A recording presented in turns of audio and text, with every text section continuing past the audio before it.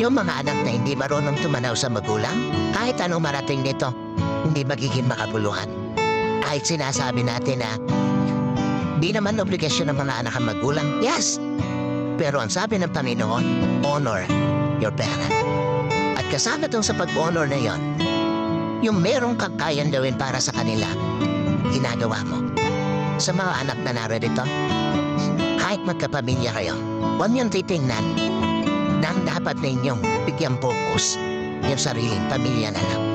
Hanggat nabubuhay ang mga magulang ninyo, iparamdam ninyo na kaya ninyo silang i-honor in all aspect ng buhay.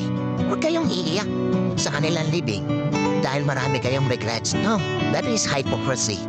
Wala kayong kwentang anak kung iiyak lang kayo sa kanilang lamay.